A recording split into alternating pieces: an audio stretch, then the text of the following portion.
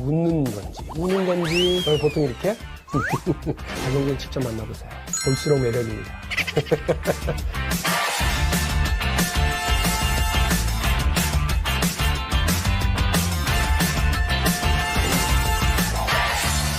안녕하세요. 더불어민주당 대통령 후보 경선 후보입니다. 기호 5번 박용진입니다. 반갑습니다. 먼저 이 박용진을 인터넷에서 검색해 보도록 하겠습니다. 총선 때 대변인을 시작해가지고요. 당 대변인을 맡고 선거여 대변인을 맡고 그 뒤에 지도부가 9번이 바뀌었어요. 한명숙 대표가 저를 당 대변인으로 임명했고요. 2년 동안 민주당의 당 대변인을 했었던 사실상 거의 유일무이한 저한테는 아주 영광스러운 기간이었습니다. 엄청 양력이 엄청 많네. 2020년 제21대 국회의원 선거에 64.45 서울 당선자들 중에서 1등. 이 1등을 만드는데 가장 큰 역할을 했었던 사건이 바로 유치원 3법이 아니었을까 싶어요. 사립유치원의 어떤 문제점 회계부정 사건에 대해서 국민들에게 좀 알리려고 국회에서 토론회를 하는데 300명이 오신 거예요. 근데 다 한유총 엎어버리더라고요. 이 장면이 제일 아직 기억에 남는데 통과가 안 되고 있었을 때 본회의장 앞에서 농성장 앞에 가가지고 기자회견을 하니까 다시 국민적 관심이 불이 붙어서 이 법안이 통과된 데 큰 역할을 했어요. 이건희 회장이 특검을 통해서 확인된 게 4조 5천억 원.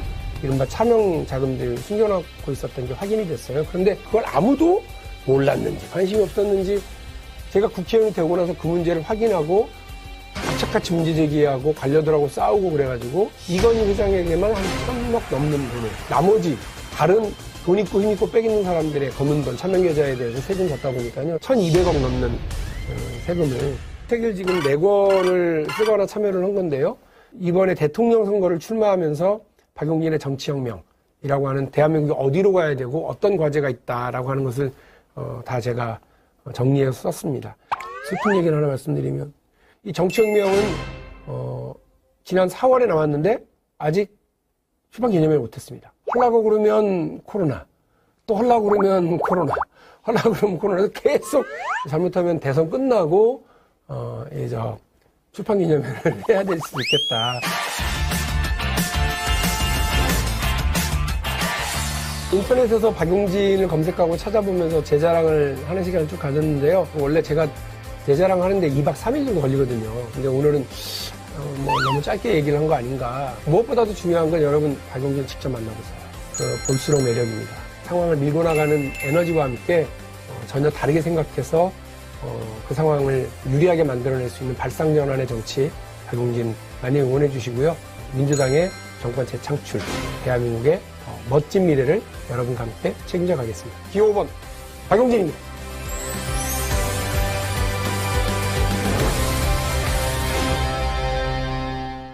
박용진은 한다면 해왔던 사람입니다. 오직 국민의 더 나은 삶을 위해 노력했고 중도개혁의 정치, 실사구시의 정책, 뉴 DJ 얘기를 걷겠습니다.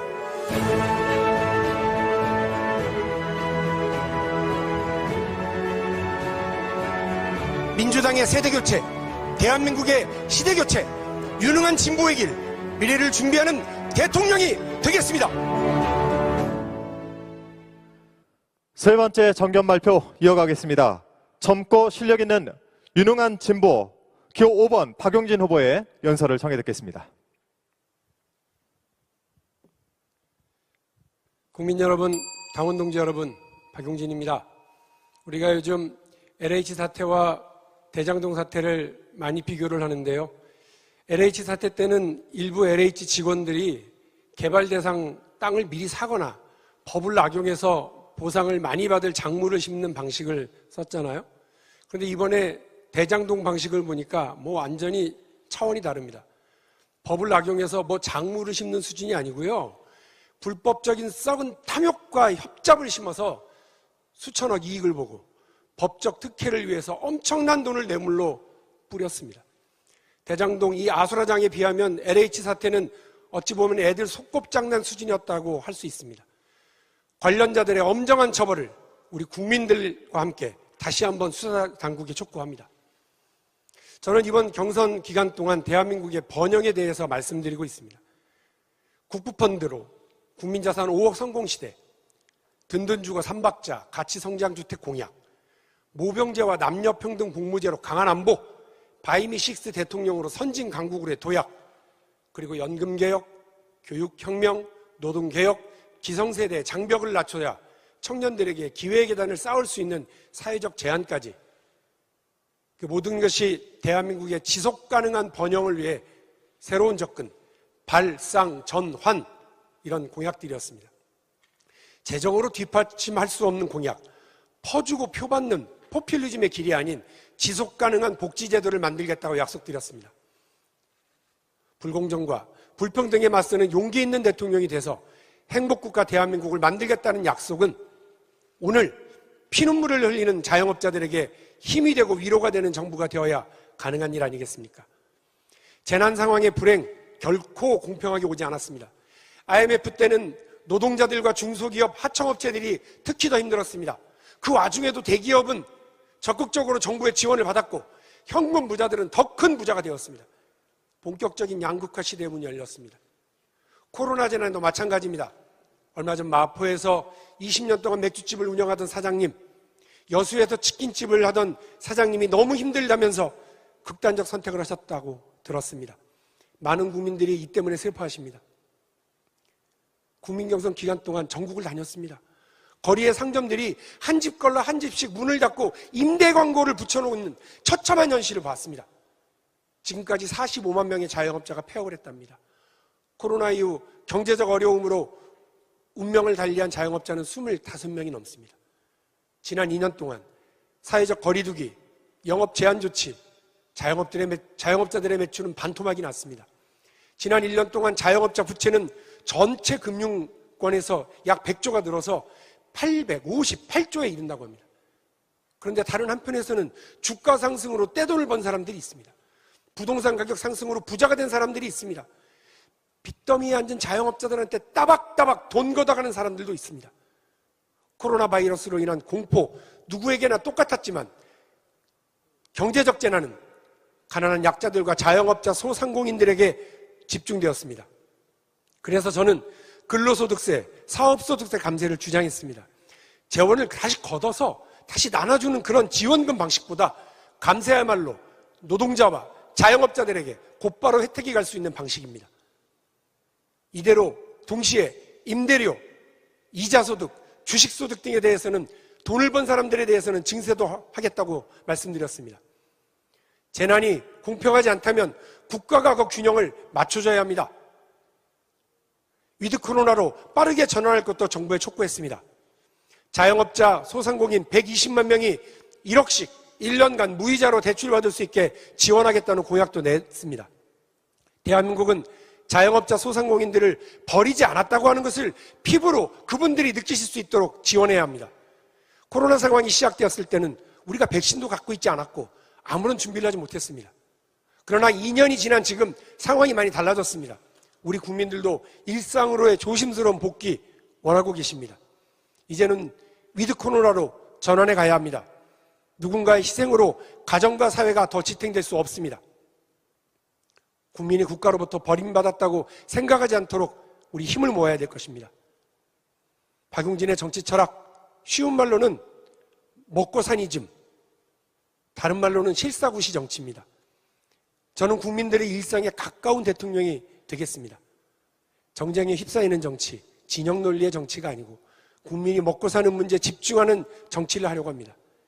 대한민국의 지난 세대와 우리 세대가 누리고 있는 내 집 마련, 내 차 마련, 자녀 교육, 가정 건강, 노후 자산, 이 단순한 20글자로 구성된 우리 국민들의 5가지 소박한 평범한 삶이 지금은 평범하지 않고 특정한 누군가만 누릴 수 있는 사치와 특혜로 전락한 오늘날의 잘못된 현실을 바로잡겠습니다. 평범하면서도 따뜻한 국민의 친구 같은 대통령이 되겠습니다. 우연히 청와대 근처 식당에서 불쑥 마주칠 수도 있는 대통령, 야당 대표하고 청와대에서 해물탕에 소주 한잔 나누면서 막힌 전국을 풀어내는 대통령, 한 달에 한 번 정도 청와대 젊은 기자들하고 격의 없이 국정 운영 설명을 하는 기자간담회를 갖는 소통하는 대통령, 대통령이 국회 본회의장에서 외교, 안보, 국방, 통일 분야에 대해서는 국회의원들 질문에 직접 대답하는 한국형 PMQ, 이거 실시하고 싶습니다. 거대 담론을 이야기하면서 국민 위에 군림하는 대통령이 아니라 국가 운영을 책임지는 공직자로서 열심히 일하는 성실한 일꾼이 되고 싶습니다. 저 박용진은 세상을 바꾸는 일을 해왔습니다. 박용진이 대통령이 돼서 이끌어갈 정치는 소박한 것에서부터 대한민국 번영에 이르기까지 다양합니다. 저는 한번 한다면 해낸 사람입니다. 세상이 바뀌어야 한다고 목소리만 높였던 것이 아니라 구체적인 성과를 통해 제도를 바꾸고 법을 바꾸고 국민의 삶을 바꿔왔습니다. 이건희 회장과 곽정 차명 계좌를 갖고 있었던 돈 있고 힘 있고 빽 있는 사람들이 1200억 가까운 세금을 내게 만들었습니다. 재벌들 앞에 숨죽이며 거꾸로 서 있었던 금융실명법, 박용진이 25년 만에 제대로 서게 했습니다. 유치원 3법이 개정됐습니다. 누구도 손대지 못했던 유치원 개혁이 법적으로 완수되고 현장에서 지금 많은 변화가 생기고 있습니다. 공매도 시스템 달라져서 우리 개미들의 피눈물을 닦아내고 있습니다. 현대자동차는 리콜과 무상수리 조치를 받아들이지 않을 수 없었습니다. 현대자동차 경영진뿐만 아니라 노조 쪽에서도 박용진 저거 이런 소리 많이 들었습니다. 여기저기서 또라이 국회의원 소리 들어가면서 이 일들을 해왔습니다. 국민의 안전하고 정의로운 삶을 위해서 만들어낸 일입니다. 저는 각 분야에서 제 역할을 다하는 사람들이, 기자와 검사들이 또라이 소리를 듣는 것이 아니라 자기 할 일을 하는 사람으로 격려받고 칭송받을 수 있는 정의와 공정이 넘치는 사회, 약자들이 어깨 펴고 살아갈 수 있는 사회를 만들겠습니다.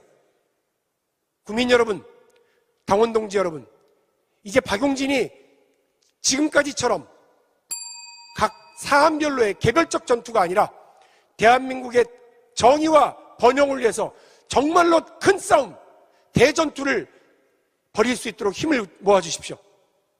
대통령이 되어서 더 큰 세상의 변화를, 대한민국의 더 큰 정의와 더 큰 번영을 만들어낼 수 있도록 박용진에게 기회를 주십시오. 민주당의 후보로 만들어 주십시오. 제가 약속드립니다. 박용진을 후보로 만들어 주시면 나라를 세운 유비처럼 크게 정치하겠습니다. 그러나 만일 여러분의 선택이 다른 후보가 된다고 한다면 우리 국민 여러분들, 당원 동지들이 걱정하는 원팀 민주당, 제가 앞장서겠습니다. 정권 재창출, 제가 앞장서겠습니다. 장판교의 장비처럼, 조조의 100만 대군과 맞서 싸우는 장비처럼 앞장서겠습니다. 고맙습니다.